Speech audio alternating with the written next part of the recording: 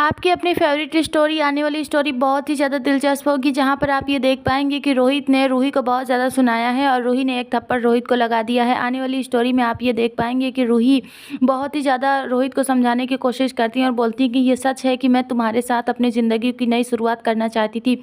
मैंने सोच लिया था कि मैं तुम्हारे साथ एक मौका दूंगी ताकि सब कुछ ठीक हो जाए। तो बोलती है, रियली तुम ऐसा करना चाहती थी क्या? ऐसा नहीं है, झूठ बोली तुमने कहीं, इसलिए तो शादी नहीं की ना कि ताकि तुम अपने यार के साथ, अपने बॉयफ्रेंड के साथ तुम यहाँ पर अय्याशियाँ कर सको। तभी यहाँ पर एक थप्पड़ रूही लगा देती है रोहित को और यहाँ पर उसको कुछ देर के बाद में इमोशनल हो जाती हैं और उनके करीब जाने लगती हैं। तो बोलती हैं कि दूर रहो, दूर रहो तुम मुझसे। तुम्हें क्या लगता है कि तुम इस तरह से, तुम्हारे बोलने से और एक थप्पड़ लगा देने से मेरे जख्म भर जाएंगे? तो ऐसा कुछ नहीं होगा। जो तकलीफ़ और दर्द तुमने मुझे दिया है ना, वो कहीं ज़्यादा है, वो अभी भरने वाले नहीं है। ये थप्पड़ तो उसके सामने कुछ भी नहीं है। तुमने जो दर्द दिया है, जो तकलीफ़ दी है, तुम्हारी वजह से मैं घर को छोड़ कर गया, अपने परिवार से इतने दिनों तक मैं दूर रहा, सब तुम्हारी वजह से हुआ है।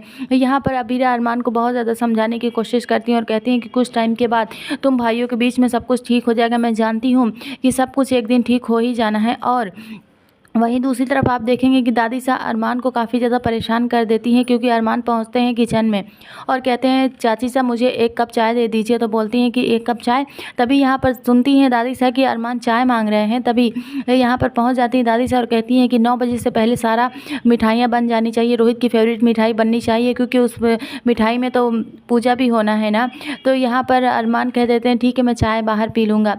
तो लेकिन विद्या कहती है कि ठीक है बेटा, मैं तुम्हारे लिए अभी चाय बना देती हूँ एक कप। तो बोलते हैं कि नहीं, मैं बाहर ही जाकर चाय पी लेता हूँ ताकि मुझे लेट ना हो। और इसके ऐसा करने की वजह से काफ़ी ज़्यादा ही हर्ट हो जाती हैं विद्या और कहती हैं, मेरे दोनों बच्चे मेरे सामने हैं और दोनों एक दूसरे से नाराज़ हैं। विद्या और माधव के बीच में काफ़ी ज़्यादा ड्रामे होने वाले हैं, जहाँ पर वो कहते हैं कि तुम्हें हाथ नहीं उठाना चाहिए था रोहित पर। तो बोलते हैं, मैं भी तुमसे ये सवाल कर सकता हूँ ना, तुमने ऐसा क्यों किया?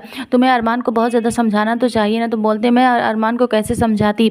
अरमान और मेरे अपने ही दोनों बच्चे हैं, इन दोनों को संभालना बहुत मुश्किल हो चुका है। मैं करूँ भी तो क्या करूँ, मुझे कुछ समझ नहीं आ रहा। आपस में लड़ने झगड़ने से कुछ भी नहीं होगा। विद्या, हमें एक दूसरे का बहुत ज़्यादा सहारा और साथ देना चाहिए। अरमान कहते हैं, अबीरा सब कुछ ठीक तो हो जाएगा ना। अबीरा यहाँ पर टेडी बियर का कॉस्ट्यूम पहन कर आ जाती हैं और उसके बाद वो अरमान को हंसाने के लिए आती हैं, लेकिन अरमान हंसते नहीं और कहते हैं, आलतू जलालतू आई भला को टालतू, 2-3 बार यही वर्ड बोल देते हैं। लेकिन यहाँ पर जो अबीरा होती है वो कहती है, तुम्हें मतलब हंसी आने की बजाय तुम ये मतलब इतने ज़्यादा परेशान तुम क्यों हो गए थे? तो बोलते हैं कि अरे ऐसा सरप्राइज़ तुम दोगी तो परेशान तो हो ही जाऊँगा ना। ऐसा सरप्राइज़ कौन देता है अबीरा? तो बोलते हैं, मैं देती हूँ ना। मुझे कुछ समझ नहीं आ रहा, तुम्हारे चेहरे पे इतने रिंकल्स आ गए थे टेंशन की वजह से, मुझे कुछ समझ नहीं आ रहा मैं तुम्हें कैसे हंसाऊं। लेकिन मैं वादा करती हूँ कि एक दिन तुम दोनों भाइयों के बीच में सब कुछ मैं ठीक कर दूंगी। लेकिन यहाँ पर अबीरा के वादे की वजह से अरमान थोड़ा खुश होते हैं और कहते हैं कि मेरे और रोहित के बीच में सब कुछ ठीक हो जाना चाहिए, क्योंकि वो मुझसे हेट करता है। यहाँ पर अबीरा और अरमान एक दूसरे के काफ़ी क्लोज हो जाते हैं, थोड़े से रोमांटिक भी होते हैं, जिसकी वजह से यहाँ पर दोनों मस्ती करते हुए बाहर की तरफ आ जाते हैं। तभी रोहित इन दोनों को एक दूसरे के साथ देख लेते हैं और कहते हैं कि मेरे प्यार को कभी मेरा अपना होने ना दिया। और भाभी मतलब कि भाभी के साथ वो एंजॉय कर रहे हैं अपने प्यार के साथ, कितने ज़्यादा खुश हैं। जैसे ये दोनों एक दूसरे के क्लोज होते हैं, तभी वहाँ पर रूही भी आ जाती हैं और रूही ये सब कुछ देखकर रूही को बिल्कुल भी अच्छा नहीं लगता, वो रोते हुए वहाँ से निकल जाती हैं। इसके पहले ये होता है कि रूही का दुपट्टा जल जाता है, जहाँ पर रोहित उन्हें बचा लेते हैं और कहते हैं कि रूही रूही रूही। तो बोलते हैं कि क्या हुआ, मतलब कि तुम्हें क्या लगा था?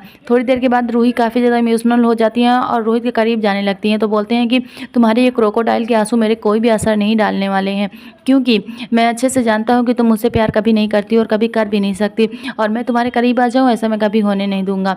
और यहाँ पर ये सब कुछ कहकर रोहित वहाँ से चले जाते हैं और काफ़ी ज़्यादा रूही से नाराज़ भी होते हैं। तो अरमान कहते हैं कि कैसे सब कुछ ठीक हो जाएगा, बताओ ना। अबीरा और अरमान एक दूसरे के काफ़ी क्लोज हो जाते हैं और बोलते हैं कि आज रात मैं यहीं पर रुक जाता हूँ। तो बोलते हैं कि यहाँ पर रुकने की ज़रूरत नहीं है, शादी के बाद हम रुकेंगे, क्योंकि शादी के पहले ऐसा तो नहीं। तो बोलते हैं तो क्या हो गया, हमें रहने। तो बोलते हैं अच्छा ठीक है मैं बताती हूँ, अभी तुम्हारे निकल जाओ यहाँ से, वरना ओखली में डालकर मैं तुम्हें कूट दूंगी। अबीरा इतना बोलती है तो अरमान वहाँ से निकल जाते हैं। यहाँ पर अबीरा कहती हैं कि माँ आपने पूजा तो कर ली ना रोहित के लिए, तो आपने अरमान के लिए क्या मांगा, बताइए मुझे, आपने अरमान के लिए क्या मांगा है? आपने कुछ तो मांगा होगा ना। तो यहाँ पर विद्या मुंह बंद कर लेती, कोई जवाब नहीं। तो बोलते आप लोग कुछ भी तब भी नहीं बोल रहे थे, अभी भी वही बोल रहे हैं। मैंने अरमान की तरफ से बोला तो मेरे यहाँ पर वैल्यू जो है इस घर में 0 है, कोई कुछ समझता ही नहीं है मुझे।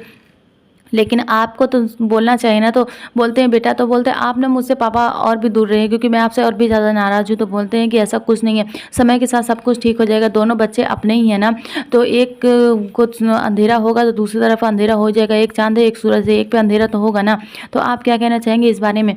और स्टोरी काफ़ी ज़्यादा इंटरेस्टिंग है, जहाँ पर अभीरा रोहित और अरमान को मिलाने के लिए हॉकी में चली जाती हैं और बोलती हैं कि यहाँ पर कबड्डी वाले जो बच्चे हैं ना, उन्होंने चैलेंज ले लिया है कि अगर तुम लोग हार गए ना तो कावेरी पोद्दार को मुझसे माफ़ी मांगनी पड़ेगी। अब देखना दिलचस्प होगा इसमें कौन जीतता है कौन हारता है।